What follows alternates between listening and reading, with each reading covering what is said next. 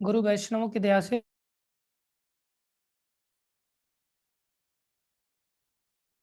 हम लोग 18वें अध्याय के समाप्ति की ओर बढ़ रहे हैं,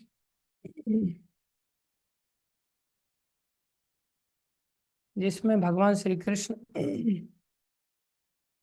कल बताए थे कि किस प्रकार से कौन व्यक्ति है जिसको ये ज्ञान देना चाहिए और कौन व्यक्ति है जिसको ये ज्ञान नहीं देना चाहिए।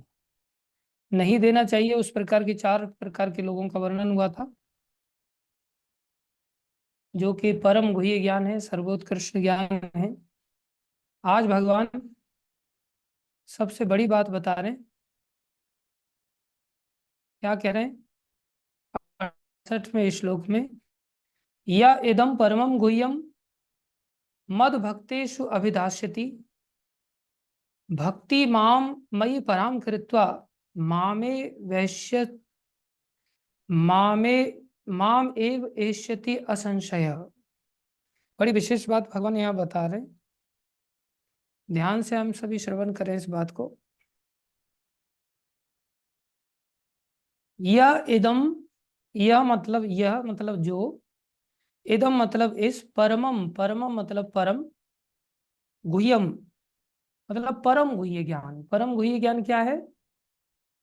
कल हमने चर्चा की थी। परम गुह्य ज्ञान जो भगवान ने बताया था, क्या बताया था? मनमना भवमत भक्तो मध्याजीमाम नमस्करो मामे वैश्यसि हाँ मामे वैश्यसि सत्यम थे प्रति जाने प्रियवसी में। ये भगवान का परम गुह्य ज्ञान था। आज भगवान बता रहे हैं, इस परम गुह्य ज्ञान को अगर कोई बताता है, किसको? मद भक्तेषु अभिदास्यति, मेरे भक्तों को। अभिदास्यति मतलब कहता है, किसको कहता है? मद भक्तेषु, मेरे भक्तों को कहता है। अब कोई प्रश्न करे कि पहले से ही कोई व्यक्ति भक्त है तो उसको गीता का ज्ञान देने की आवश्यकता क्या है? जो लोग भक्त नहीं उनको गीता का ज्ञान दिया जाना चाहिए। बोले ऐसी बात नहीं है। भक्त लोग गीता का ज्ञान लेने में जितना आनंद का अनुभव करते उतना संसार में कोई दूसरा व्यक्ति अनुभव नहीं करेगा। हम लोग भक्त नहीं बने हैं इसलिए हमको क्या सोचते, बोले गीता पढ़ के हो गई ना मेरी, अब कितना पढ़ने की जरूरत है। अब कोई बोले गीता तो बहुत पहले ही पढ़ के हो गई थी, अब दोबारा पढ़ने की आवश्यकता नहीं। जबकि गीता को जितने बार पढ़ा जाए उतने बार नई नई चीजें प्राप्त होंगी हमको। बोले भक्त जितना आनंद लेते हैं ना, स्वयं गीता में भगवान ने कहा है, कथयंतस्य माम नित्यम तुष्यंती च रमंती च। बोले मेरे भक्त लोग जितना तुष्टि का अनुभव करते हैं, रमण का अनुभव करते हैं, उतना कोई दूसरा व्यक्ति अनुभव नहीं कर सकता। स्वयं प्रभुपाद जी जिन्होंने भगवत गीता पर कमेंट्री लिखा है, अपने शिष्य लोगों से कथा सुनते थे और अप्रिशिएट करते थे। जो जो भी शिष्यों से प्रभुपाद जी कथा सुनते थे, गीता का लेक्चर सुनते थे, प्रभुपाद जी अप्रिशिएट भी करते थे, हाँ ये बहुत अच्छा बोला तुमने। प्रभुपाद जी के डिसेपल्स, उन्होंने कुछ कुछ माताएं तो ऐसी विशेष हुई जिन्होंने पूरा जीवन, वृंदावन में एक माता जी थी प्रभुपाद डिसेपल, पूरा जीवन उनका गीता से ऐसा विशेष प्रेम था कि पूरा जीवन उन्होंने गीता के क्लासेस ही अरेंज किए। और गीता के क्लासेस ही अरेंज नहीं किए, प्रभुपाद जी के डिसेपल्स के जो डिसेपल्स हैं, जब वो लोग क्लासेस लेते थे तो माता जी एवरी क्लास में बहुत अच्छी तरह से अटेंटिव होकर के सुनती थी और बोलती थी, हाँ ये वाली बात तुमने बहुत अच्छी बताई, ये वाली बात आज तक मेरे को पता ही नहीं चली थी बोले पूरा जीवन उनका निकल गया केवल भगवत गीता की क्लासेस को लेकर के। और ये बड़ी सच्ची बात है। अभी भी मैं आपको ये सब बातें एक्सप्लेन कर रहा हूँ, आपको आश्चर्य लगेगा। इसमें से मैंने जितना भी आप लोगों को पढ़ाने की चेष्टा किया है, 70% बातें मैंने इस बार पढ़ते हुए आपको पढ़ाने की चेष्टा की, समझ आया। 20 साल बीत गए, उसमें से समझ लो 30% में मैं गीता पर जी रहा था, लेकिन इस बार जब मैंने आपको ये गीता पढ़ाने की चेष्टा किया तो 70% मेरे को बातें समझ में आई इस बार। और अगर आगे पढ़ेंगे तो पता नहीं 80% समझ में आएंगी, ऐसा लगेगा कि 20% हम पहले समझ पाए थे ऐसा नहीं समझना चाहिए कि पहले 30% समझ लिए थे, अभी 70% समझ में आ गया प्रभु जी को तो 100% समझ में आ गया, नहीं। अगली बार जब फिर से मैं किसी को पढ़ाने की चेष्टा करूंगा तो पता चलेगा कि मैं तो पहले 20% समझ में आया था, इस बार तो मेरे को 80% समझ में आया, ऐसा फील होगा। ऐसे मैंने एक ग्रंथ पढ़ा था, जैव धर्म करके, भक्ति विनोद ठाकुर का बड़ा सुंदर ग्रंथ है। तो मैं उसको पढ़ा तो मैंने कुछ बातें अंडरलाइन किया, बहुत अच्छी बातें लगी मेरे को अंडरलाइन करने के लिए वो बातें। फिर मैंने उसी ग्रंथ को दोबारा पढ़ा तो मैं सोचा जिन बातों को मैंने अंडरलाइन किया है वो महत्वपूर्ण है, लेकिन उससे भी ज्यादा महत्वपूर्ण वो बातें हैं जो मैंने अंडरलाइन नहीं की है। और फिर मैंने दोबारा अंडरलाइन किया, तो उन बातों को भी अंडरलाइन किया जो पहले नहीं कर पाया था। फिर मेरे को बहुत आनंद आया, फिर मैंने उसे तीसरी बार पढ़ने की चेष्टा किया। तीसरी बार पढ़ने की चेष्टा की, फिर मैं क्या फील कर रहा हूँ, अब जो अंडरलाइन रहना छोड़ छूट गया था अंडरलाइन करना, बोले ये बातें सबसे महत्वपूर्ण नजर आ रही। तब मुझे आश्चर्य हुआ, मैं सोचे कैसे मूर्ख हूँ मैं, अंडरलाइन क्यों किया, मैंने पेंसिल से अंडरलाइन किया था, मैंने सारी अंडरलाइनें मिटा दिया। फिर मैं सोचा सारा का सारा तो महत्वपूर्ण है, क्या क्या अंडरलाइन करना है इसमें, उसको क्या क्या छोड़ना है।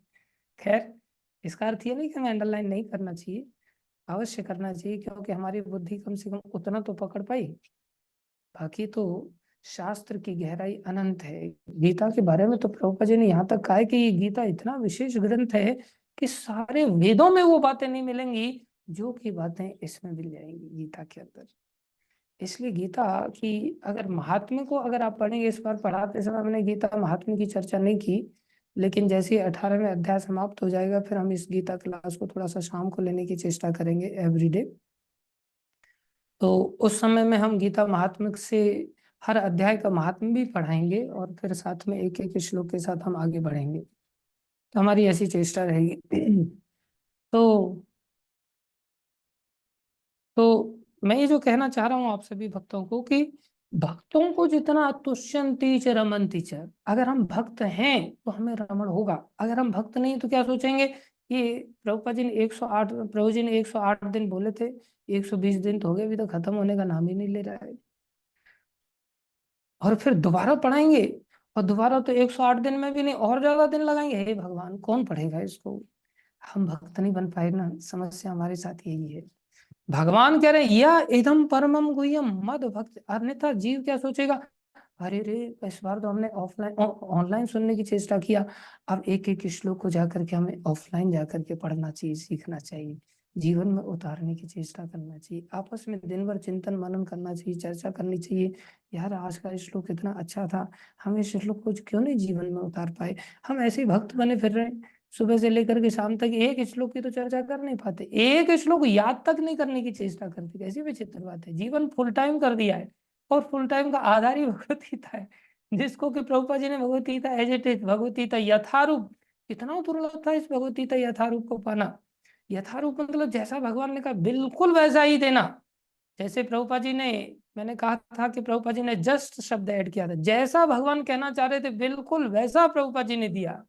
इतना कितना दुर्लभ था। संसार में और भी भगवतीताएं थी, लेकिन भगवतीताएं धूल खाती रहीं, उनके द्वारा किसी के जीवन में परिवर्तन नहीं आया, लेकिन यथारूप में जब प्रस्तुतिकरण किया प्रभुपाद जी ने, लोगों के जीवन में ड्रास्टिक चेंजेस आ गए, लोगों के हृदय बदल गए, लोगों के सिद्धांत ही बदल गए, पूरी तरह से जीवन समर्पण की स्थिति में लोगों ने अपने आप को पा लिया, केवल इस भगवत यथारूप की दया से। अरे इसी गीता के आधार पर तो इतना बड़ा आंदोलन खड़ा कर दिया, और हम अपने जीवन को फुल टाइम कर देते हैं, लेकिन फुल टाइम करने के पश्चात क्या एक श्लोक भी हम याद कर पाते हैं एवरीडे बेस पर? क्या जरूरी नहीं है? कितना आवश्यक है।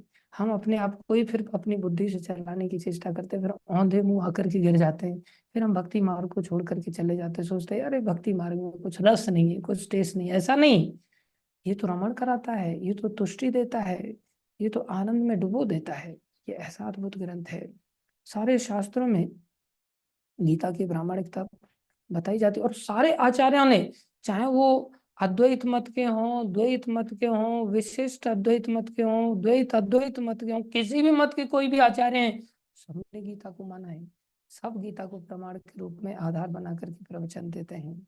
इसलिए हमें प्रभुपाद जी ने जो आधार दिया है इसको समझना चाहिए कि इस परम गुह्य ज्ञान को, ये नहीं सोचना चाहिए कि कोई बाहर से आएगा उसी को लेक्चर देंगे, ये नहीं सोचना चाहिए कि कोई नया व्यक्ति उसी को गीता का बुक डिस्ट्रीब्यूशन करने की चेष्टा करनी चाहिए, नहीं। एक एक जो भी भक्त हैं उनके साथ हर समय गीता को लेकर के बैठने की चेष्टा नहीं करनी चाहिए। और क्या कह रहे हैं भगवान, अगर आप ऐसा करते हो, भक्तों को विशेष रूप से ऐसा करते हो, ये सबसे बड़ी बीमारी है। मंदिर के अंदर कई बार भक्त बन जाते हैं तो सोचते ये तो भक्त बन गए, अब इनको गीता प्रवचन की कोई जरूरत नहीं है। नहीं, उनको जितनी जरूरत है इतनी किसी को जरूरत नहीं है। बाहर वालों को इतनी जरूरत नहीं जितनी अंदर वालों को जरूरत है। इसलिए अंदर वाले लोगों को तो किसी भी हालत में एक दूसरे के साथ हर समय गीता पर चर्चा करने की चेष्टा करनी चाहिए। भगवान ने इसलिए कहा है भक्तेषु मद भक्तेषु अभिधास्यति। बड़ा सरल बात है, भक्तेषु मतलब भक्तों को। कौन से भक्तों को? मद भक्तेषु, मेरे भक्तों को। उन्होंने अपने जीवन को समर्पित कर दिया, उनके साथ चर्चा करना बहुत जरूरी है। हम उनसे दूर भागते, उनके साथ क्या करेंगे? चर्चा तो करते हैं, ऐसी बात तो है नहीं। जिन लोगों के बीच में रहते हैं आपस में चर्चा नहीं करेंगे, कैसे जीवन जिएंगे? चहचे मैचे होती है पक्षियों के समाज में भी, सब जगह कुत्तों के समाज में भी भौंकते रहते हैं। हम मनुष्य शरीर में भी आपस में दो चार लोगों के साथ रहेंगे तो बातें क्या पड़ोसियों से करने के लिए जाएंगे? जिन लोगों के साथ रह रहे उन्हीं के साथ चर्चा करते हैं। लेकिन चर्चा का विषय गीता न होकर के निंदा चुगली हो जाती है, वो अपराध पैदा हो जाते हैं। इसलिए गीता को अगर हम चर्चा करेंगे ना, बहुत आनंद का अनुभव हमें होगा। तो भगवान क्या कह रहे हैं? या इदम, जो इदम मतलब इस परमम गुह्यम, बड़ा सरल सरल संस्कृत है। संस्कृत इतना सुंदर भाषा है कि पढ़ते पढ़ाते ही आपको संस्कृत आ जाती है। आपको कहीं स्कूल कॉलेज में जाकर के संस्कृत में पीएचडी करने की जरूरत नहीं, कुछ करने, कोई कोर्स अटेंड करने की जरूरत नहीं, बड़ा सरल है। यह माने जो, इदम माने इस, परमम माने परमम सर्वश्रेष्ठ, गुह्यम माने सीक्रेट, मोस्ट सीक्रेट नॉलेज को मद भक्तेषु, मेरे भक्तों को अभिधाष्यति कहता है। उसको क्या मिलेगा? बोले भक्ति मई पराम कृत्वा, उसको भक्ति प्राप्त होगी। जो कहेगा, जो बताएगा, जो पढ़ाएगा, उसको भक्ति प्राप्त होगी। और क्या होगा? माम एव एष्यति, माम मतलब मुझको, एव मतलब निश्चय ही, एष्यति मतलब आएगा, मेरे पास आ जाएगा या मुझे प्राप्त कर लेगा। बोले असंशय, असंशय मतलब इसमें कोई संदेह नहीं। हाँ, इसमें कोई संदेह नहीं। शुद्ध भक्ति अभी मतलब प्राप्त हुई नहीं है, समर्पण कर दिया किसी व्यक्ति ने, गीता पर प्रवचन दे रहा है, लेकिन भक्ति मई पराम, पराम मतलब पराम सर्वश्रेष्ठ भक्ति, शुद्ध भक्ति अभी प्राप्त नहीं हुई है। प्राप्त होगी उसको, भगवान आशीर्वाद दे रहे हैं। और माम एव संशय, बिल्कुल भी संशय नहीं करना चाहिए, बिल्कुल भी डाउट नहीं पहुंचेगा। बोले वो व्यक्ति निश्चित पहुंच जाएगा, बशर्ते कोई व्यक्ति इस बात को दूसरे लोगों के पास जाकर के, कौन से लोगों के पास कहे। लेकिन याद रखना पड़ेगा एक बात, क्या? उसको परंपरा ने जैसे समझाया है वैसे ही कहना है, अपना नया मनगढ़ंत विचारधारा प्रस्तुत नहीं करनी है। और जब हम ऐसा करेंगे, बोले ये क्या है? बोले ये सबसे सरल सबसे उत्तम सेवा है। एक माता जी, वो पहले भक्ति करते थे अच्छा खासा, फिर बाद में शादी हो गई। शादी होने के पश्चात बच्चे हो गए। बातचीत हुई, मैंने पूछा माता जी भक्ति कैसी चल रही है? तो माता जी हंस करके कहती है, प्रभु जी मेरे को इतना समझ में आ गया कि बच्चों की सेवा से कृष्ण की सेवा आसान थी। बोले बच्चे लोगों की सेवा ऐसी होती है कि पता नहीं किस समय में उठ जाएगा, उसका कोई टाइम टेबल नहीं होता। कृष्ण की सेवा में तो पता था कि अपने को 4 बजे उठ करके जाना है। और कृष्ण की सेवा कितनी आसान है कि आपको गीता ही पढ़ानी है, कोई नया सिलेबस नहीं, केवल एक पुस्तक। और जब घर गृहस्थी में लोग चले जाते हैं, बच्चे पैदा हो जाते हैं, बच्चों को पहली क्लास से लेकर के 12वीं तक न जाने कौन कौन सी किताबें पढ़ानी पड़ती है। कई बार माता पिता ने खुद पढ़ी नहीं होती हैं, सिलेबस चेंज हो जाता है, और उन किताबों को खुद खुद पढ़ाने तो पढ़ाएंगे कैसे? फिर उनको पढ़ना पड़ता है, सारे सिलेबस को पढ़ पढ़ के पागल हो जाती है माताएं, फिर दूसरे बच्चों को, फिर अपने बच्चों को पढ़ा पाती है। कितनी गधा मजूरी बताओ। काश इतना कृष्ण की सेवा के लिए केवल इस भगवत गीता को पढ़ाने की मात्र चेष्टा कर लेते, कितना अच्छा हो जाता। इसलिए प्रभुपाद जी यहाँ लिख रहे हैं, सामान्यतः यह उपदेश दिया जाता है कि केवल भक्तों के बीच में भगवत गीता की विवेचना किया जाए, क्योंकि जो लोग भक्त नहीं है वे न तो कृष्ण को समझेंगे, ना ही वे भगवत गीता को।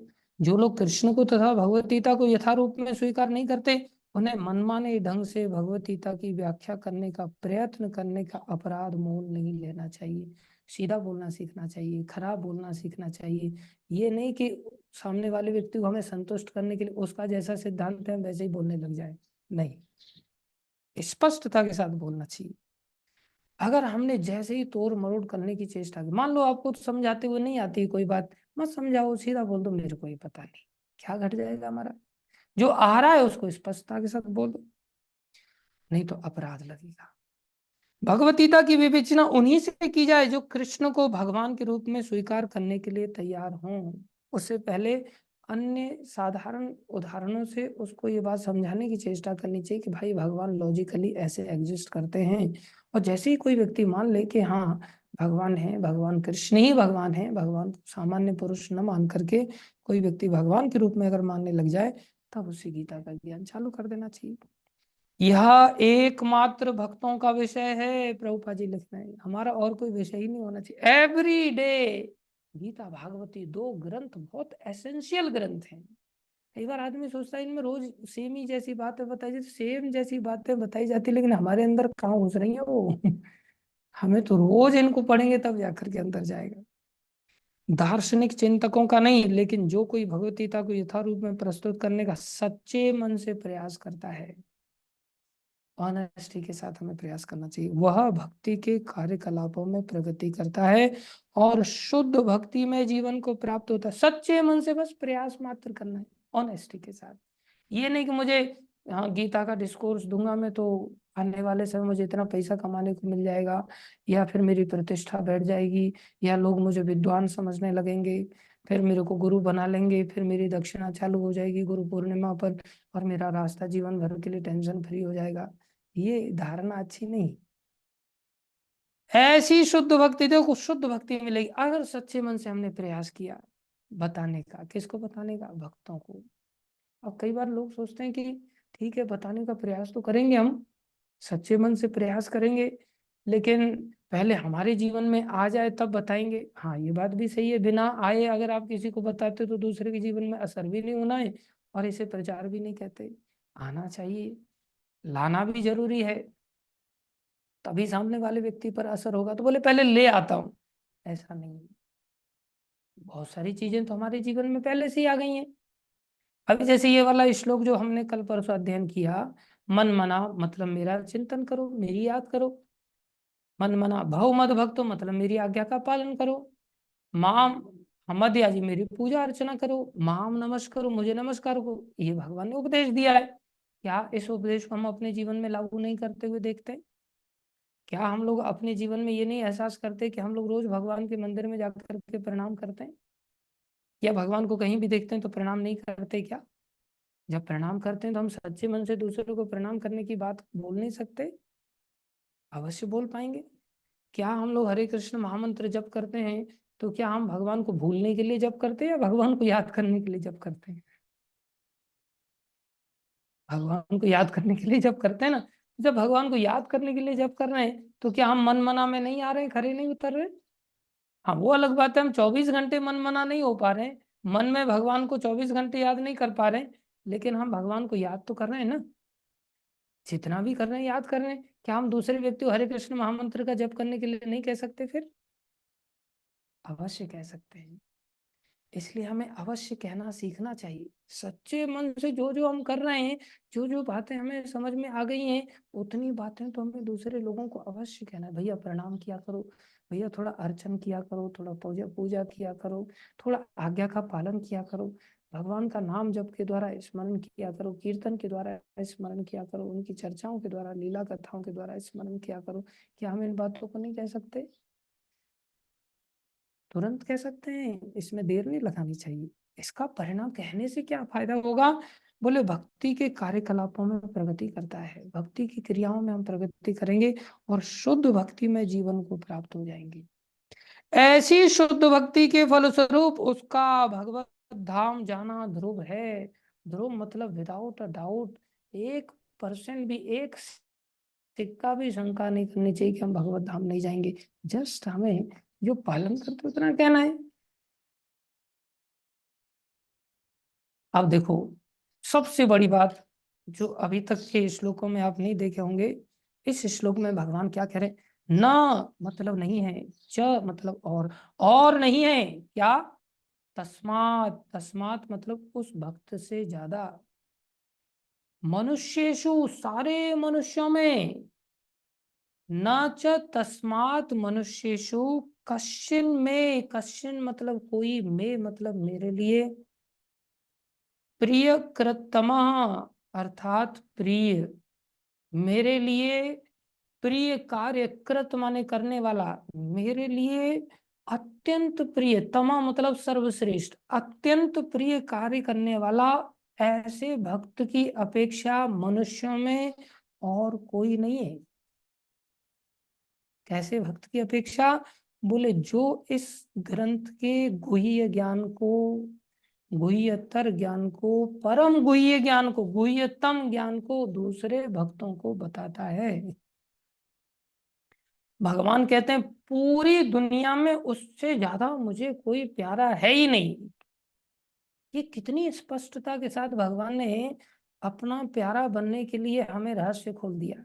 जैसे मान लो आपके घर में कोई नाते रिश्तेदार आए और आप उससे आ, उसको प्रसन्न करना चाहते हैं, उसका प्रिय बनना चाहते हैं, और वो कहे मेरी फेवरेट सब्जी ये है,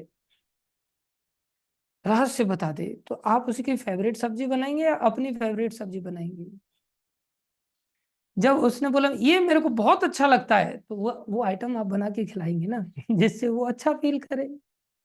भगवान घोषणा कर रहे हैं मुझे सबसे अच्छा, आज तक की क्रियाओं में जितनी भी क्रियाएं वर्णन किया उनमें सबसे अच्छा जो मुझे व्यक्ति लगता है, जो मेरे लिए कुछ कर सकता है, वो क्या है? बोले जो इस ज्ञान को दूसरे भक्तों में बताता है।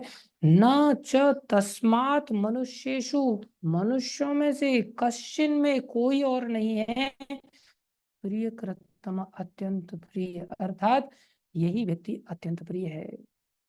आप कोई प्रश्न कर सकता है, ठीक है, अभी तो ये बात बताई जा रही है कि प्रचारक भगवान को बहुत ज्यादा प्यारा लगता है, लेकिन आगे चल करके हो सकता है कोई दूसरा व्यक्ति प्यारा लगने लग जाए। भगवान का मूड है कि आज तक मेरी ये पसंद थी, अब मेरी पसंद चेंज हो गई है, आगे से मुझे ये चीज पसंद है, तब क्या होगा? भगवान ने यह घोषणा किया है भविता न च तम न च मे, बोले भविता मतलब भविष्य में भी, इमेजिन भविष्य की भी भगवान ने गारंटी दे दी है। भविता मतलब भविष्य में, अर्थात भविष्य में कोई होगा, न अर्थात नहीं होगा, भविता न च में और भविष्य में नहीं होगा, तस्माद अन्य प्रियतरो भुवि, इससे ज्यादा प्यारा और कोई नहीं होगा।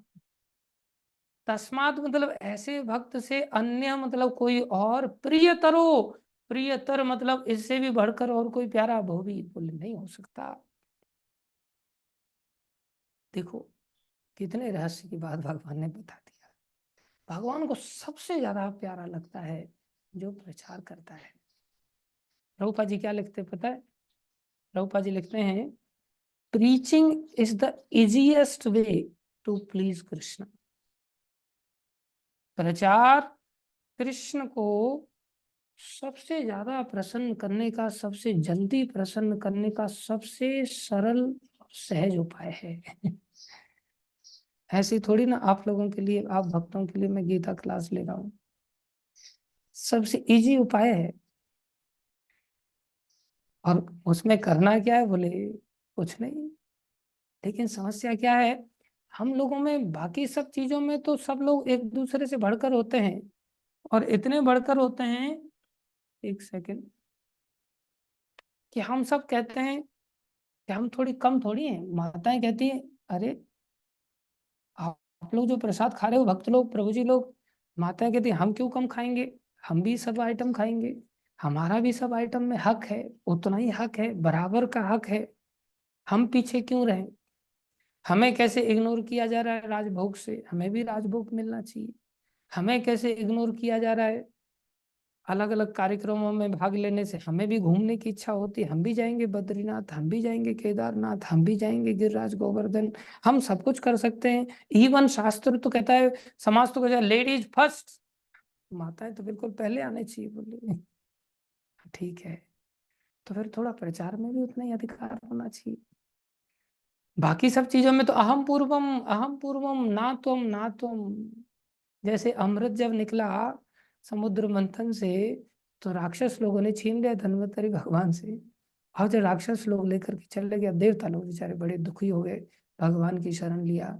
भगवान की शरण में पहुंचते पहुंचते तो काफी सब लोग इकट्ठे होकर के गए, तो काफी टाइम निकल गया, तो बड़े दुखी होकर के भगवान को प्रार्थना करने, प्रभु अनर्थ हो गया। बोले भैया क्या हो गया?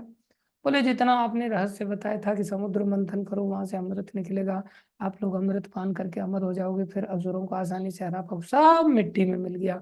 ले गए, बोले असुर लोग ले गए, अब क्या करें?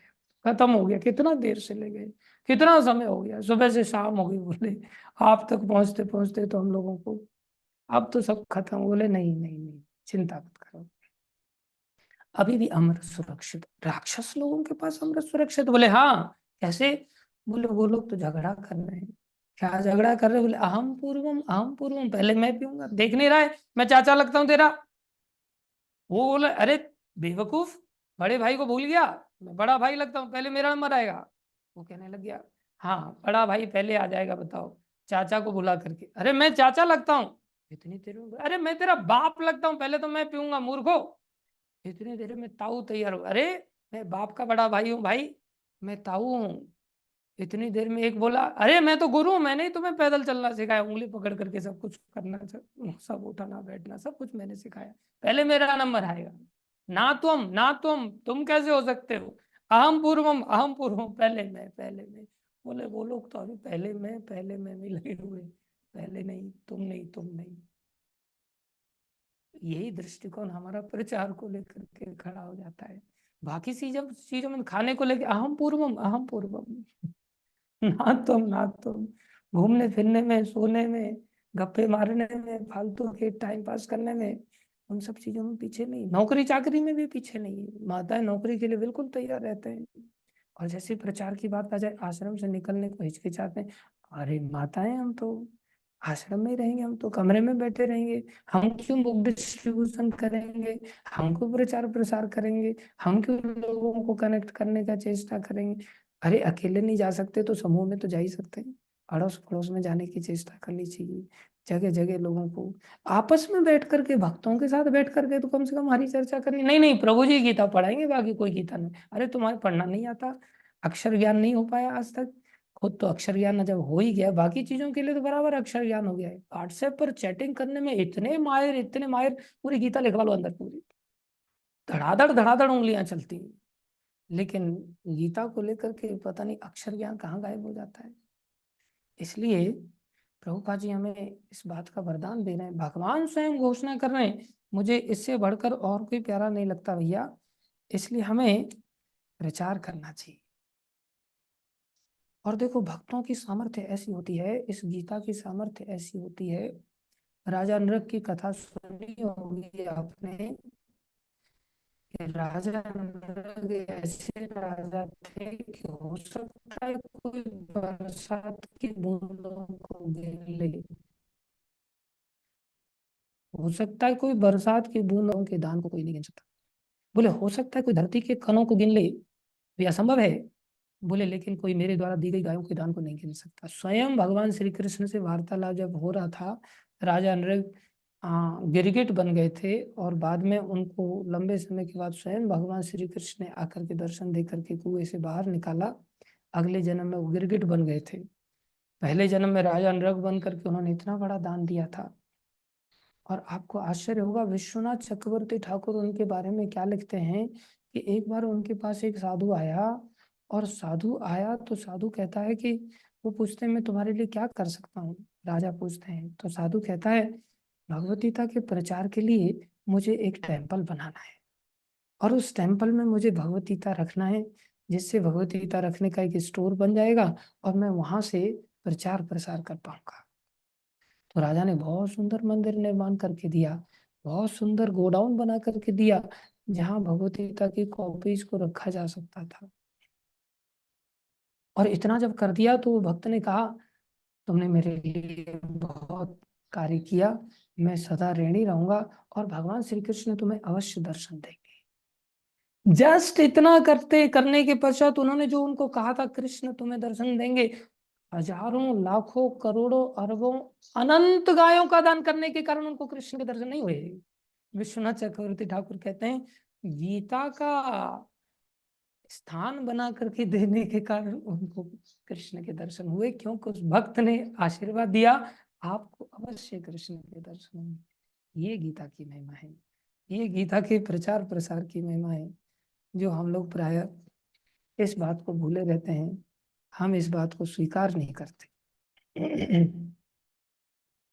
इसलिए सेवा है, विशेष रूप से प्रचार की सेवा है, ये सर्वोत्तम सेवा है। ऋषभदेव भगवान भागवत में कहते हैं कि दुनिया में कोई माई का लाल ताकतवर नहीं है जो इस मोह रूपी गांठ को पार कर दे, इस मोह के बंधन को काट डाले। बोले जैसे मृत्यु के समय में यमपाश को कोई नहीं काट सकता, यमपाश अमोघ है, यमराज का पास उसको लेकर के जाएगा ही जाएगा, चाहे कोई कितना ही धनवान क्यों नहीं है, चाहे कोई प्रधानमंत्री मंत्री या कोई कोई भी देवी देवता भी क्यों नहीं है, यमपाश जब आता है तो उसको कोई नहीं काट सकता। लेकिन जब कोई व्यक्ति इस गीता के ज्ञान को सुनकर के जब भगवान की सेवा करता है, क्या करता है, भगवान की सेवा करता है। सेवा में कौन सी सेवा, जो भगवान ने अनेकों सेवाएं बताया और इसमें भगवान बता रहे प्रचार की सेवा। जो प्रचार की सेवा करता है, बोले वो व्यक्ति निश्चित रूप से इस मोह के पास को नष्ट कर सकता है। केवल इस भगवत गीता को समझ करके जब कोई व्यक्ति सेवा करे तो निश्चित रूप से उसका एक पास कट जाता है।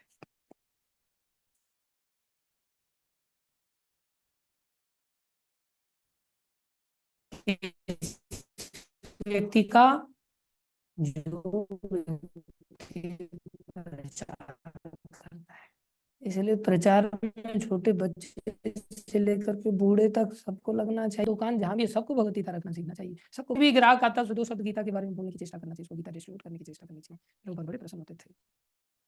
अब कोई व्यक्ति सोचे कि भैया मैं तो पढ़ा नहीं सकता, मेरे को तो प्रचार का इतना क्षमता है नहीं, लेकिन क्या हम खुद अपने आप में नहीं पढ़ सकते? मान लो कोई व्यक्ति आपकी बात नहीं सुनता, आपका व्यवहार इतना कुशल नहीं कि कोई आपके नजदीक भी भटके, ऐसा ऐसा व्यवहार होता है कई बार। नहीं कोई आपके नजदीक आ रहा है, लेकिन आप क्या खुद गीता नहीं पढ़ सकते? हम खुद तो पढ़ ही सकते हैं। खुद पढ़ने वाले को क्या मिलेगा, भगवान यहाँ बता रहे हैं अभी 70वें श्लोक में, अध्येष्यते च य इमं धर्म्यम संवादम आवयो। बोले अध्येष्यते, अध्येष्यते मतलब अध्ययन करता है, च मतलब और यह मतलब जो, एवं मतलब इसको, धर्म्यम मतलब जो पवित्र है, धर्म का जो वार्तालाप है, संवादम, संवादम मतलब वार्तालाप, आवयो, आवयो मतलब हम दोनों के बीच में। कृष्ण को अगर कोई स्वयं में अध्ययन करे, पाठ करे, नियमित रूप से इसको पढ़े, उसको क्या होगा, बोले ज्ञान यज्ञेन, ज्ञान से उसके पास क्या होगा, तेन अहम इष्टः श्याम इति मे मतिः। अर्थात वो क्या करता है, वो क्या अर्थ करता है, श्याम मतलब हो जाऊंगा, इति इस प्रकार में, मेरा मति मतलब मत है, मेरा कहना है कि मैं उसके द्वारा इष्ट पूजित हो जाऊंगा। अगर कोई व्यक्ति अध्ययन मात्र करता है तो वो अपनी मति से या अपनी बुद्धि से वो मेरी पूजा करता है। ये क्या है, भगवान की पूजा है। जो हमने पहले देखा, भगवान ने कहा मन मना भव मद भक्तु मद याजी, याजी मतलब पूजा करना। क्या हम इसे पढ़ करके भगवान की आसानी से पूजा नहीं कर सकते? क्या खर्चा होने वाला है इसमें? अरे शरीर से पूजा होती है, उससे श्रेष्ठ इंद्रियों से पूजा होती है, उससे श्रेष्ठ मन से पूजा होती है, उससे भी श्रेष्ठ बुद्धि से पूजा होती है। ये सर्वश्रेष्ठ पूजा है। क्या सर्वश्रेष्ठ पूजा है? बस पढ़ना चालू कर दो, गीता को पढ़ना चालू हो गया, हमने पूजा चालू कर दी। अध्येष्यते च य इमं धर्म्यम, किस बात को, इस पवित्र संवाद को संवादम आवयो ज्ञान यज्ञेन तेन हम इष्ट श्याम इति में मति ही। वो अपनी बुद्धि से मेरी पूजा करता है। अब कोई व्यक्ति कहे कि भैया ना तो मुझे ऐसा कला है कि मैं अपनी बात को दूसरे के सामने अच्छी तरह से रख पाऊं जिससे कि उस बात को वो समझ ले आसानी से। कई बार लोगों के पास ज्ञान होता है लेकिन अपनी बातों को इस तरह से वो रख नहीं पाते, बोलना चाहते कुछ और है और निकलता कुछ और है। ये बहुत बड़ी समस्या होती है। हर व्यक्ति की सामर्थ्य नहीं होती जो इस प्रकार से दूसरे को समझा पाए। ठीक है, आप नहीं समझा सकते हो, खुद तो पढ़ सकते हो, बुद्धि से भगवान की पूजा हो जाएगी, केवल पढ़ने से हो जाएगी। कोई कहे मैं पढ़ा लिखा भी नहीं हूं साहब, ना तो मैं दूसरे को पढ़ा सकता हूँ और ना ही मैं खुद पढ़ सकता हूँ। या पढ़ना लिखना जानता था लेकिन अब आंखें चली गई हैं, बेचारे की आंखें जवाब दे रही हैं। जैसे मेरे को अभी चश्मा लगाना पड़ गया, अभी तक तो सब ठीक ठाक चल रहा था लेकिन अब आंखें धीरे धीरे जवाब दे रही हैं। बुढ़ापा आ रहा है, मृत्यु की ओर जा रहे हैं, तो धीरे धीरे आंखों पर चश्मा चढ़ गया अभी। तो बोले ऐसा व्यक्ति को क्या करना चाहिए? बोले कोई चिंता की बात नहीं है। अगर कोई श्रद्धावान अनसूयस्य, श्रद्धा के साथ, भावना के साथ, सम्मान के साथ, बिना द्वेष किए भगवान से, बिना द्वेष मतलब भगवान को सामान्य व्यक्ति नहीं मानना चाहिए, भगवान को ऑर्डिनरी नहीं मानना चाहिए। श्रनुयात, श्रनुयात मतलब सुनता है। सुनने में क्या जा रहा है? आप पढ़ नहीं सकते तो ना। अभी तक आप लोगों ने जो सुना है उसका क्या फल मिलने वाला है देख लो यहाँ पर भी भगवान फल दे रहे हैं। खाली सुन भी ले, मत पढ़ो, मत पढ़ाओ, खाली सुन तो लो। शृणुयाद अपि यो नरः, नर मतलब मनुष्य ही नहीं, पुरुष ही नहीं, नर मतलब स्त्री भी आ जाती है उसमें, नर मतलब मनुष्य, उसमें केवल पुरुष नहीं, स्त्री पुरुष दोनों ही आते हैं। सो अपि मुक्तः, वो भी मुक्त हो जाएगा। सो अपि मुक्तः, सो माने वो भी, अपि मतलब भी, वो भी मुक्तः। फिर कहाँ जाएगा? बोले शुभान लोकान, बोले बड़े अच्छे अच्छे लोगों को प्राप्त करेगा, शुभ लोगों को प्राप्त करेगा। शुभ लोग क्या उद्धार नहीं होगा? बोले निश्चित। अगर उसमें तीव्र इच्छा है भगवान के धाम को जाने की, संसार में भोगने की इच्छा नहीं है, कहीं इधर उधर स्वर्ग आदि जाने की इच्छा नहीं है उसकी, तो सीधा वैकुंठ जाएगा केवल सुनने से, केवल सुनने से। और अगर उसकी इच्छा है स्वर्ग में जाने की तो स्वर्ग जाने को मिल जाएगा। केवल सुनने से इतना पुण्य है। जिस स्वर्ग आदि की, जिन लोकों की प्राप्ति बहुत कठिन है, अनेकों यज्ञ तपस्या आदि के द्वारा जीव प्राप्त करता है, गीता इतना बड़ा ग्रंथ है कि केवल इसको सुन लिया, बोले सुनने से ही स्वर्ग प्राप्ति सुनने से ही ब्रह्मलोक मिल जाएगा, सुनने से ही जनलोक मिल जाएगा। अन्यथा तपसा ब्रह्मचर्य, पूरा जीवन नैष्ठिक ब्रह्मचर्य का पालन कोई करे तब जाकर के ब्रह्मचर्य के पर तब ब्रह्मलोक मिलता है। लेकिन अब जो व्यक्ति संसार में चला गया, बेचारा ब्रह्मचर्य नष्ट हो गया, उसका क्या होगा? बोले उसको सिंपल कथा सुनना चाहिए, गीता सुनना चाहिए, सुनने का ही फल इतना ज्यादा है। बोले उसको क्या होगा? शुभान लोकान प्राप्नुयात पुण्य कर्मणाम, जो कि पुण्य कर्मों से प्राप्त होता था, अब पुण्य कर्म तो हो नहीं पाए। अब क्या स्वर्ग नहीं मिल पाएगा कभी जीवन में? बोले अवश्य मिलेगा, बस जाकर के थोड़ा सा कथा सुन लो। प्रभुपा जी क्या लिख रहे हैं? और जो श्रद्धा समेत तथा द्वेष रहित होकर इसे सुनता है, श्रृणु यादपि, वह सारे पापों से मुक्त हो जाता है और उन शुभ लोगों को प्राप्त होता है जहाँ पुण्य आत्माएं निवास करती हैं। पुण्य आत्माएं पुण्य करके पहुंची थी और हम सुन करके चले गए। देखो गीता का श्रवण का ही पुण्य कितना बड़ा है। प्रभुपा जी क्या लिख रहे हैं? इस अध्याय के 67वें श्लोक में भगवान ने स्पष्टतः मना किया है कि जो लोग उनसे द्वेष रखते हैं उन्हें गीता न सुनाई जाए। भगवत गीता केवल भक्तों के लिए, लेकिन ऐसा होता है कि कभी कभी भगवत भक्त आम कक्षा में प्रवचन करता है और उस कक्षा में सारे छात्रों के भक्त होने की अपेक्षा नहीं की जाती। अब क्लास में प्रवचन दिया जा रहा है, दो चार भक्त हैं लेकिन बहुत सारे बाकी लोग तो भक्त नहीं है, तो फिर ऐसे लोग खुली कक्षा क्यों चलाते हैं? फिर ओपन कक्षा ना होकर के फिर तो एलिजिबिलिटी क्राइटेरिया पूछ पूछ करके बिठाना चाहिए कि भाई तू भक्त है कि नहीं है, कितना माला करता है, ऐसे पूछ पूछ करके बिठाना चाहिए। बोले नहीं, यहाँ यह बताया गया है कि प्रत्येक व्यक्ति भक्त नहीं होता, फिर भी बहुत से ऐसे लोग हैं जो कृष्ण से द्वेष नहीं रखते। आप देखेंगे समाज में बहुत सारे लोगों को, अगर आप कृष्ण की बात मानेंगे, कृष्ण की बात कहेंगे, तुरंत वो भगवान को भगवान मान लेते हैं, बहसबाजी नहीं करते, उनके मन में भगवान के प्रति श्रद्धा होती है। विशेष रूप से भारतवर्ष में, भारतवर्ष में तो प्रभुपाद जी लिखते हैं हम लोगों के खून में भक्ति है एक प्रकार से। बस ऊपर का चपड़ी थोड़ा सा कुरेद आ जाए ना, तो नीचे से भगवान की भावना निकल करके आ जाएगी। विदेशों में तो बताना पड़ता है कि भगवान नाम होता क्या है, भगवान कहते किसको है। यहाँ ऐसा कुछ नहीं बताना पड़ता। इसलिए प्रभुपाद जी लिख रहे हैं फिर भी बहुत से ऐसे लोग हैं जो कृष्ण से द्वेष नहीं करते, उन्हें कृष्ण से द्वेष नहीं करते, अर्थात उन्हें कृष्ण पर परमेश्वर के रूप में श्रद्धा रहती है, और वो लोग गीता ले लेते हैं। वो लोग पूछते हैं आप बताओ ना हमें क्या करना है, कैसे भक्ति में आगे बढ़ना है, तुरंत वो आज्ञा पालन करने लग जाते हैं, उनके मन में ऐसा विश्वास होता है। यदि ऐसे लोग, देखो अज्ञानी है, अभी पूरी तरह से जानते नहीं, श्रद्धा है, द्वेष नहीं कर रहे, यदि ऐसे लोग भगवान के बारे में किसी प्रामाणिक भक्त से सुनते हैं तो वे अपने सभी पापों से तुरंत मुक्त हो जाते हैं, और ऐसे लोग को प्राप्त होते हैं जहाँ पुण्यात्माएं वास करती हैं। रूपा जी क्या लिख रहे हैं, ध्यान दें, अतएव गीता के, भगवत गीता के श्रवण मात्र से, ये नहीं कह रहे कि श्रवण के साथ और भी पुण्य करने पड़ेंगे तब जानने को मिलेगा, नहीं, श्रवण मात्र से ऐसे व्यक्ति को भी पुण्य कर्मों का फल प्राप्त हो जाता है, जो अपने को शुद्ध भक्त बनाने का प्रयत्न नहीं करता। शुद्ध भक्त तो बनाना नहीं चाह रहा है, इतनी समझदारी नहीं है, लेकिन फिर भी सुनने का प्रयत्न, इतना केवल सुन के चला गया।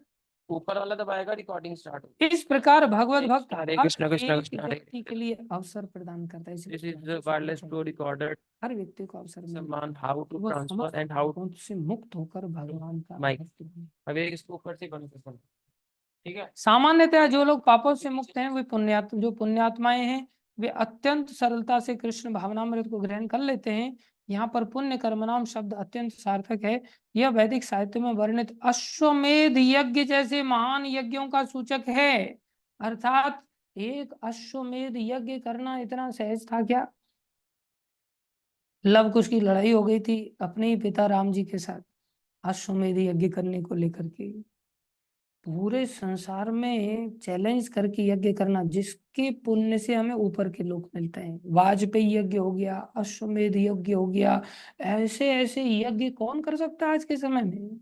अरे घी शुद्ध अवेलेबल नहीं है, घी सूंघने के लिए, नाक में लगाने के लिए नहीं है, बाकी जगह पर तो खाने के लिए तो दूर दूर तक भूल जाओ, और लेने भी लग जाओगे तो डॉक्टर बोलेगा कोलेस्ट्रॉल बढ़ जाएगा, इसे छोड़ ही दो। संसार में लोग घी की महिमा जानते ही नहीं। ऐसे महान यज्ञ करके कोई व्यक्ति स्वर्ग की प्राप्ति करता है, बोले हो गया यज्ञ, केवल कथा सुन लिया, बहुत भारी यज्ञ हो गया।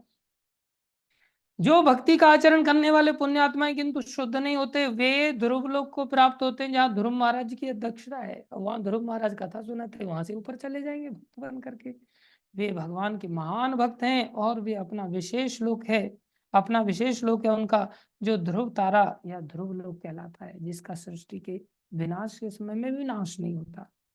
ऐसे ध्रुव लोक में जाने को मिल जाएगा, केवल क्या करने से? सुनने से। सुनना कितना आवश्यक है।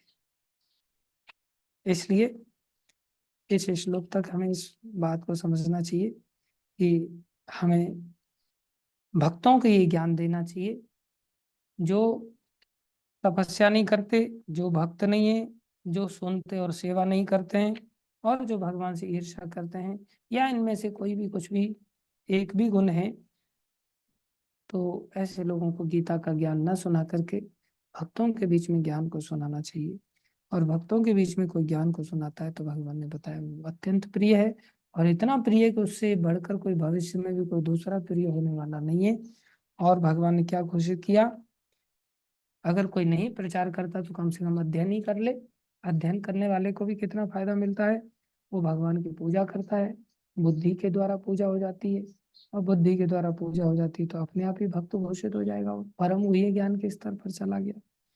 और अगर कोई नहीं कर पाता है तो केवल कथा सुन ही ले, सुनने में क्या जा रहा है, सुनने मात्र से उसको अश्वमेध यज्ञ जैसे फल, जो कि पुण्य आत्माएं भगवान के धाम में या ध्रुव लोक में या अलग अलग अन्य लोकों में जाती हैं, वो व्यक्ति वहां जा सकता है और जीवन को सफल बना सकता है। आगे भगवान और भी बातें बताएंगे। तो आज के लिए इतना ही। कोई प्रश्न है किसी का तो पूछ सकते हैं।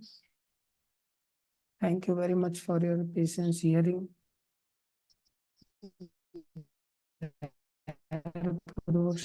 अपने स्तर पर प्रयास करना चाहिए। माताएं हैं, भक्त हैं, बालक हैं, बूढ़े हैं, सबने गीता के प्रचार में अपने जीवन को लगाना चाहिए। Thank you very much. Yes बिंदु वर्मा माता जी।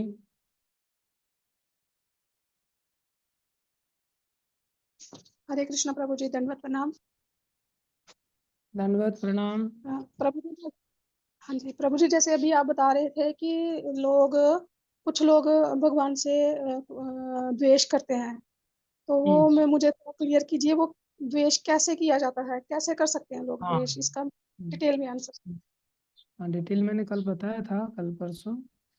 द्वेष मतलब जैसे हमें कोई व्यक्ति, मान लो किसी व्यक्ति ने अपनी कोई दुकान डाली और उसके बगल में दूसरे व्यक्ति ने भी उसके पास उसी आइटम की दुकान डाल दी,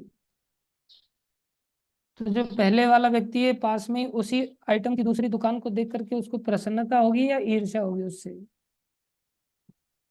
ईर्ष्या होगी। ईर्ष्या होगी। क्यों ईर्ष्या हो रही है उसको? उसने सेम तो उसका कुछ प्रोफेशन। लिया नहीं, कुछ बिगाड़ा नहीं, फिर भी उस ईर्ष्या क्यों हो रही है उसको?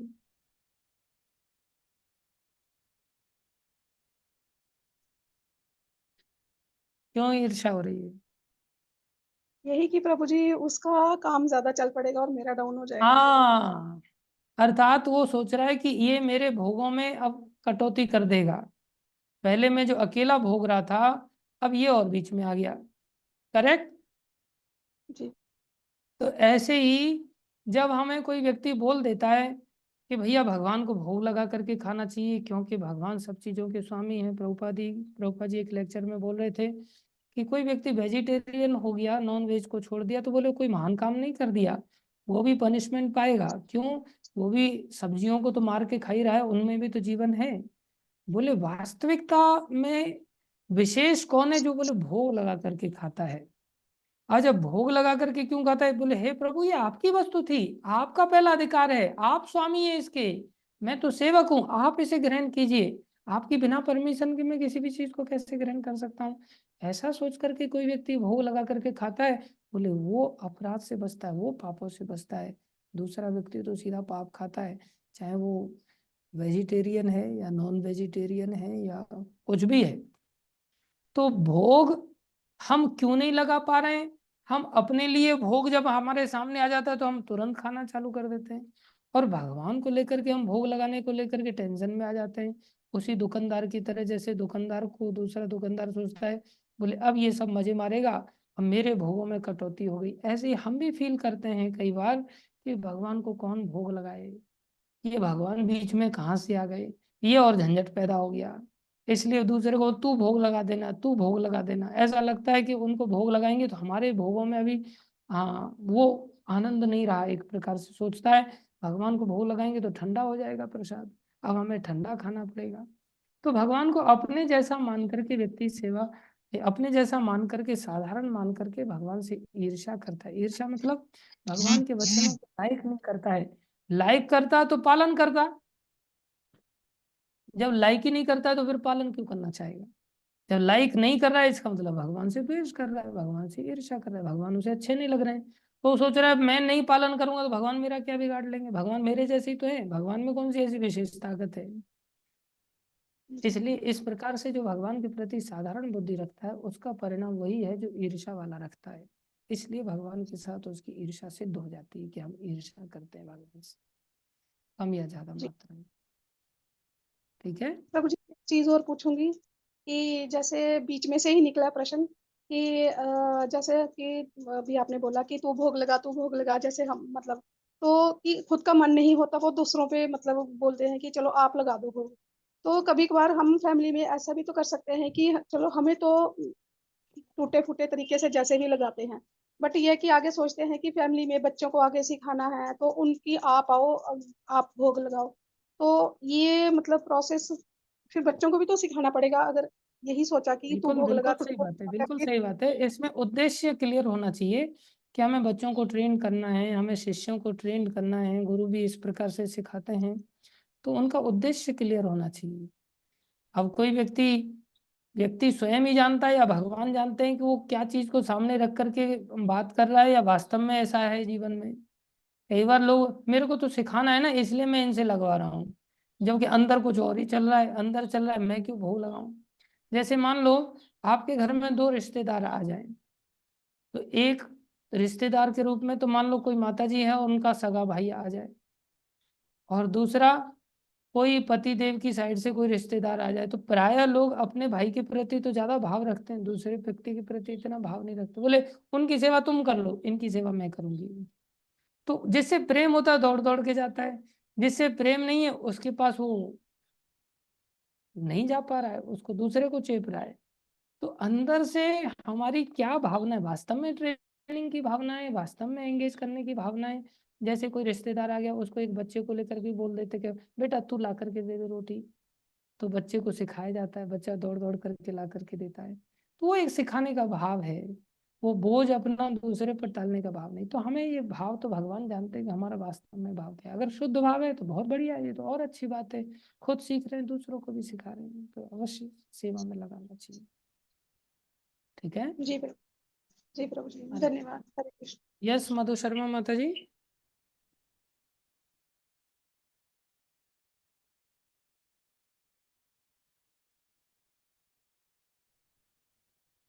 हरे कृष्ण प्रभु जी, दंडवत प्रणाम। धन्यवाद, प्रणाम।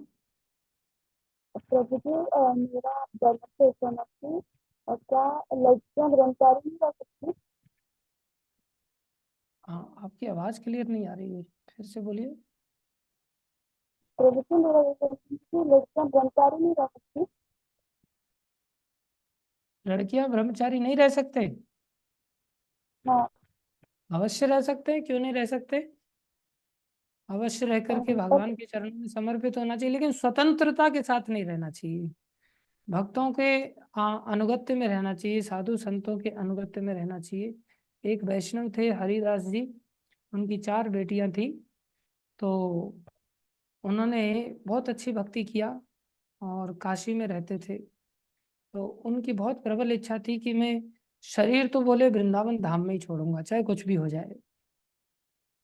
तो उनको बड़ा बुखार आया, तीव्र बुखार आया। तो उन्होंने परिवार में कहा कि भाई मेरे को बुखार आ गया है। परिवारी जन बोले जंगल में ही प्राण छोड़ दोगे, कहीं नहीं जाना, इधर ही रहो। बोले नहीं, मेरे को जाना तो वृंदावन नहीं है किसी हालत में, आप पालकी में बैठाओ और उठा के ले चलो। तो उनको पालकी में बैठा करके लेकर के जाया जाने लगा, और रास्ते में उनके प्राण छूट गए। लेकिन हुआ क्या, उसी दिन जिस समय प्राण छूटे, अब सब बेचारे दुखी हो गए, वहीं उन लोगों ने अंतिम संस्कार कर दिया। लेकिन भगवान की लीला अद्भुत। भगवान ने क्या किया, उनको वृंदावन धाम में पहुंचा दिया, सीधा आश्रम में जहाँ उनके गुरुजी रहते थे। तो गुरुजी ने पूछा अरे तुम आ गया? बोले हाँ गुरुदेव मैं आ गया। अच्छा कब आया? बोले अभी अभी आया। ऐसा बोल करके उन्होंने फिर बहुत सुंदर से सुंदर सेवाएं की पूरा दिन भर। और फिर शाम को बोले अच्छा मैं गुरु महाराज यमुना स्नान करने के लिए जा रहा हूँ। यमुना स्नान करने के लिए चले गए। और फिर शाम को वो लोग पहुंचे जो डोली में उठा करके लेकर के जा रहे थे। उन्होंने जाके गुरुजी को बताया कि ऐसे ऐसे रास्ते में उनका शरीर अंत हो गया और वो उनकी इच्छा पूरी नहीं। बोले अरे क्या बात कर रहे हो, अभी तो मेरे सामने यहाँ पर आए थे वो, और आकर के मैंने देखो ये सेवाएं भी की उन्होंने, और अभी यमुना स्नान करने के लिए गए हैं। तो भगवान इच्छा पूरी करते हैं। तो मैं ये घटना इसलिए बता रहा था कि उनकी 4 बेटियां थी, और उन्होंने संकल्प लिया कि मैं अपनी बेटियों को किसी संसारी व्यक्ति को भोग के लिए नहीं दूंगा, संसारी व्यक्ति कोई मेरी बेटियों का स्पर्श नहीं करेगा। तो उन्होंने क्या किया, चारों बेटियों को एक संत को दे दिया। जैसे हमारे रामेश्वर प्रभु ने अपनी बेटियों को गुरु महाराज को दे दिया, तो एक संत को दे दिया। बोले संरक्षण बहुत जरूरी है, माताएं अबला होती हैं, इसलिए माताओं को किसी न किसी के संरक्षण में अवश्य रहना चाहिए। कहा जाता है शास्त्र के अनुसार कि बचपन में उनको माता पिता के संरक्षण में रहना चाहिए। जब बड़े हो जाएं तो उनको पति के संरक्षण में रहना चाहिए, और बड़े हो जाएं उनको अपने बड़े पुत्र के संरक्षण में रहना चाहिए। हर समय संरक्षित रह करके रहना चाहिए, बहुत आवश्यक है। लेकिन जिनको भक्ति का ज्ञान प्राप्त हो जाता है, वो इस आदर्श को समझते हैं कि भाई संसार में न बड़ा बेटा रोज संरक्षण प्रदान करने वाला है, न बाप असली संरक्षक है, कोई संरक्षक नहीं, न पति असली संरक्षक है। संरक्षक तो भगवान है और भगवान के शुद्ध भक्त हैं। इसलिए संतों का संरक्षण प्राप्त करना चाहिए।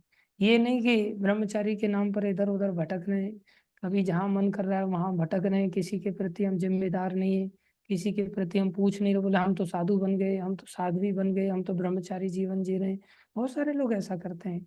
सो कॉल्ड ब्रह्मचारी साधु समाज में भी कई बार जो नवयुवक हैं, पुरुष हैं, वो भी इस प्रकार से भटकते रहते हैं, और स्त्रियां भी इस प्रकार से कई बार भटकते रहते हैं। उनका जीवन फिर मंगलमय नहीं होता। ये मार्ग तो आश्रय का मार्ग है, इसमें तो किसी ना किसी के हमें आश्रय में रहना ही चाहिए। मान लो आपका किसी के साथ नहीं जम रही है इतनी, किसी दूसरे के आश्रय को ले लो, लेकिन ऐसा नहीं कि मेरे किसी के साथ जमी नहीं रही है, 1 साल इसके आश्रम में, 1 साल उसके आश्रम में, 1 साल उसके आश्रम में, आश्रम ही बदल रहे हैं जीवन भर। ऐसा कैसे? समस्या तो तुम्हारे साथ है ना, फिर व्यक्तियों के साथ नहीं। इसलिए बहुत सारे लोग जहां उनको खिंचाई होती है, जहां उनको रेस्ट्रिक्शंस होते हैं, वो वहां से फिर भाग खड़े होते हैं। तो इस प्रकार से लोग ब्रह्मचारी जीवन को जो अपनाना चाहते हैं, वो ब्रह्मचारी जीवन ठीक नहीं। ये आजादी का मार्ग नहीं है, ये कामाचार्यता का मार्ग नहीं कि इस आश्रम में बहुत रेस्ट्रिक्शन है साहब, यहाँ तो सुबह से लेकर के शाम तक गेट से बाहर भी जाना है तो पूछ करके जाना होता है, कपड़े भी पहनने तो पूछ करके पहनने हैं, मोबाइल भी परमिशन मिलेगी तो अलाउ होगा, नहीं तो नहीं होगा।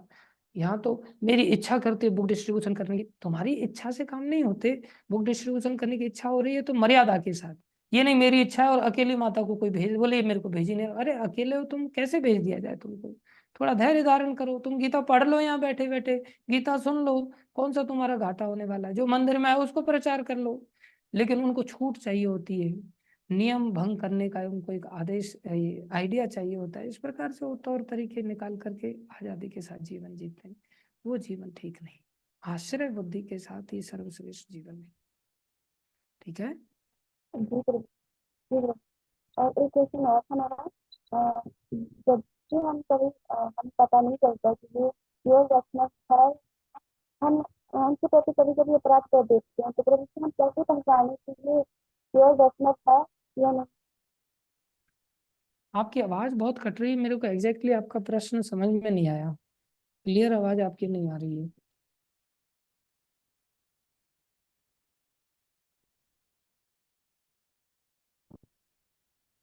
या तो प्रभु आप जी अपना मेरा ये था कि हाँ अब आ रही है। मेरा ये क्वेश्चन था कि हम कभी कभी वैष्णव अपमान अपराध कर देते हैं, तो क्योंकि हमें पता नहीं होता है कि ये प्योर वैष्णव है भी है या नहीं, तो हम कैसे पहचाने कि ये प्योर वैष्णव है ताकि हम इस अपराध से आने वाले समय में बच सके? जो प्योर नहीं है उसके प्रति भी अपराध मत करो ना, जो प्योर है उसके प्रति भी मत करो, किसी के प्रति भी मत करो, तो पहचानने का टेंशन ही खत्म हो जाएगा। प्रभु हमें जी अगर सावधानी। सामने से उसके कोई ऐसे आचरण दिख जाए कि वो मतलब कि हम कंट्रोल नहीं कर पाए, तो फिर कैसे क्या करें? अपने आचरण की ओर देखना चाहिए कि हम भी दूध के धुले हुए नहीं हैं, हमें भी अपने जीवन में अनंत काल से बहुत पाप कर्म करके बैठे हैं।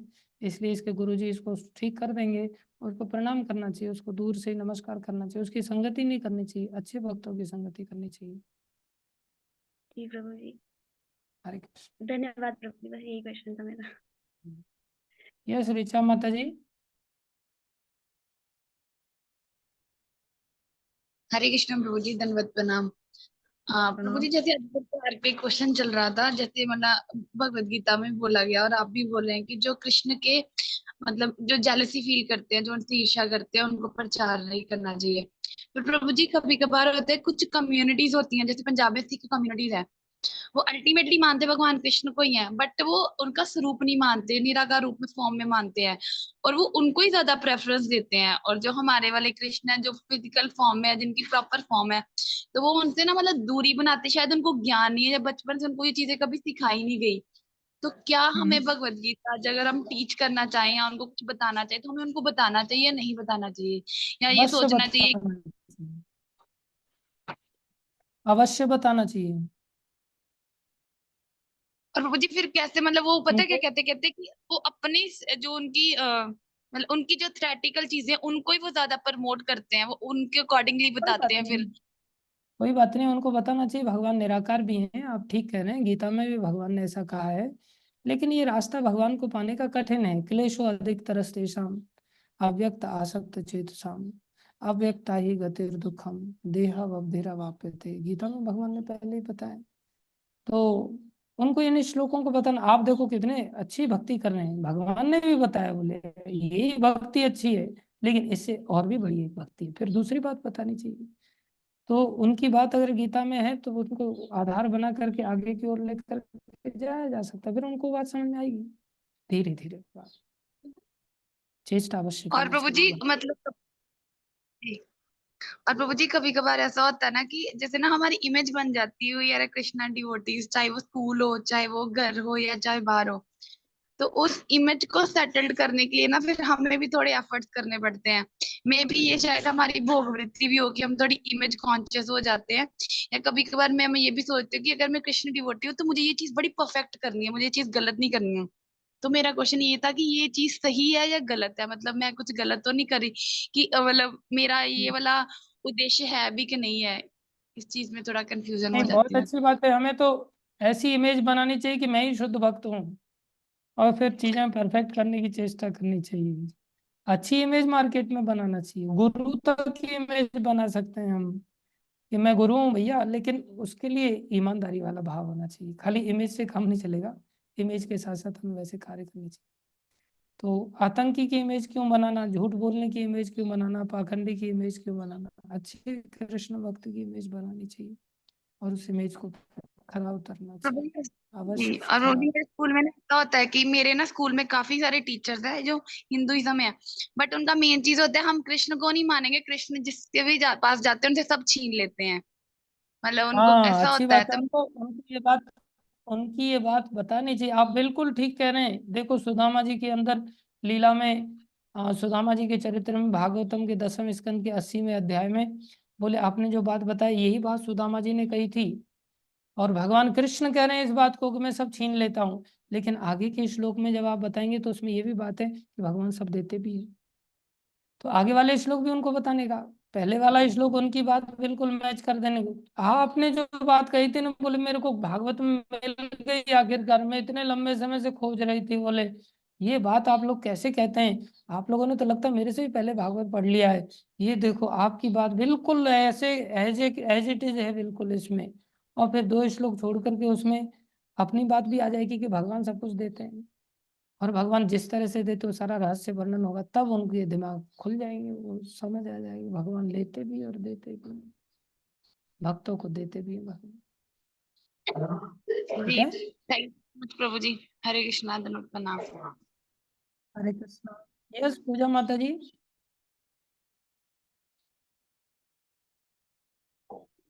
हरे कृष्णा प्रभु जी, दंडवत प्रणाम। धन्यवाद प्रणाम। हरे कृष्णा प्रभु जी। प्रभु जी मेरा एक धन्यवाद क्वेश्चन प्रणाम था बोलिए। कि जैसे दंडवत प्रणाम प्रभु जी, बोला शायद आपको आवाज नहीं आई मेरी। आ रही है आवाज, आप प्रभु बताइए, जी प्रश्न कीजिए। जी जी। प्रभु जी मेरा एक प्रश्न था कि जैसे हम गृहस्थ जीवन जी रहे हैं, तो प्रभु जी हम क्या संन्यास वगैरह ले सकते हैं? बिल्कुल ले सकते हैं, सन्यासी गृहस्थ, गृहस्थ कोई मंजिल थोड़ी है, गृहस्थ तो एक सीढ़ी है। जब हम 50 साल की आयु में चले जाएं तो हमें सन्यास जी। लेना चाहिए, और 50 साल प्रभु जी तो उस व्यक्ति के लिए जो 100 साल जीने वाला हो, जो 80 साल में प्रभु ही जी जाने वाला है उसको 40 साल में संन्यास ले जीवन से। तो प्रभु जी उसमें अगर जैसे बच्चों की शादी वगैरह नहीं हुई है तो तब हम ले सकते हैं, जैसे कि हमारा मन करे कि नहीं हमें बिल्कुल ले अब सकते घर में हैं, रहना। शादी वगैरह किसी की रुकती नहीं है संसार में। बाकी हो सकता है कुछ काम रुक जाए, लेकिन शादी तो बराबर लोग कर लेते हैं, बिना माता पिता की परमिशन के भी बच्चे लोग शादी कर लेते हैं। तो हाँ शादी हाँ का प्रभु टेंशन जी, नहीं लेकिन लेना चाहिए, सब नहीं कुछ हो बीच में जाता है। प्रभु जी जैसे बोलते हैं कि नहीं पहले अपने बच्चों की शादी करवा लो, इनको कहीं ठिकाने पे पहुंचा लो कि ये कहीं कुछ बन पाए तो उसके बाद आप लो। तो मेरा यही क्वेश्चन था कि ऐसा है कुछ, नहीं, या अगर हम भक्ति पहले। भक्ति की अगर तीव्रता है, भक्ति की अगर तीव्रता है तो भगवान भरोसे सब कुछ किया जा सकता है।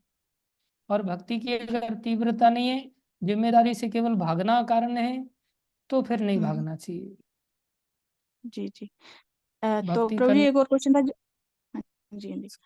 साथ में प्रभु जी, जैसे कि मतलब अगर एक बार हमने दीक्षा ले ली है, तो हमें अगर उन गुरु की मतलब कोई परंपरा भी नहीं है या कुछ भी, तो हम मतलब दूसरे गुरु जी से दीक्षा ले सकते हैं? बिल्कुल ले सकते हैं। अगर परंपरा में गुरु नहीं है तो हमें प्रामाणिक गुरु से दीक्षा लेना चाहिए, जो परंपरा। जी जी। ठीक है, थैंक यू। ठीक है, हरे कृष्णा गुरु जी। धन्यवाद। धन्यवाद। हरे हरे कृष्णा प्रभु जी, धन्यवाद प्रणाम। मैं गुरु महाराज से दीक्षित हूँ और उनकी आज्ञा ही प्रचार करना, पर मेरा दिमाग बहुत कमजोर है, मुझे याद नहीं रहता, इसलिए मैं दूसरों को कुछ कह भी नहीं पाता। ओके, मैं क्या करूं? इसी कारण मुझे गिल्टी फील होता है कि मैं किसी योग्य नहीं। ऐसा कुछ नहीं है, जो प्रचार कर रहे हैं हम उनकी सेवा कर लें, प्रचारकों के कपड़े धो लें, प्रचारकों के लिए प्रसाद बना लें, प्रचारकों के लिए गाड़ी चला लें, प्रचारकों की गाड़ी साफ कर दें। और जो प्रचार ऑलरेडी कर रहे हैं, या हम गीता या कोई भी किताब किसी सामने वाले व्यक्ति को दे दें, हमें याद नहीं रहता, कोई बात नहीं, हमें बताना चाहिए इस किताब में बहुत सुंदर बातें हैं, आपके लिए बहुत अच्छी हैं। एक व्यक्ति था, वो गीता एक किताब ले जा करके चिल्लाने लग गया चौक पर, अपनी पगार दोगुनी करो, अपनी पगार दोगुनी करो, अपनी पगार दोगुनी करो, मतलब सैलरी डबल कर लो। तो बहुत सारे लोगों की भीड़ लग गई। बोले भैया कैसे? बोले ये किताब पढ़ो, आपकी सैलरी डबल हो जाएगी। बोले कैसे डबल हो जाएगी? बोले इस किताब को पढ़ने से आप भक्त बन जाओगे, और भक्त बन जाओगे तो आपकी दारू छूट जाएगी, आपका तंबाकू छूट जाएगा, आपका सिगरेट छूट जाएगा, चाय छूट जाएगा, कितना फालतू में पैसा आपका खर्चा हो रहा है। तो saving money is also one kind of earning money. तो आपका इतना पैसा बच जाएगा तो आपकी सैलरी डबल हो जाएगी। देखा कितने काम की बात है? तो इतनी सी बात तो याद रह सकती है। ऐसे किताब लेकर के एक एक चौक पर जाकर के खड़े होकर के डिस्ट्रीब्यूट कर सकते हैं। तो बड़ी सरल बात है, कोई बहुत कठिन नहीं है। ठीक है, थैंक यू वेरी मच। आप सभी भक्तों का सरल करो। हाँ, सैलरी डबल कर लो, अपनी खुद की भी और दूसरों की भी। Thank you, we will end here. बोलो भगवान की वाणी भगवत गीता की जय, श्रील प्रभुपाद की जय, श्री गुरु महाराज की जय, अनंत कोटि वैष्णव वृंद की जय, आप सब भक्तों की जय। हरे कृष्ण।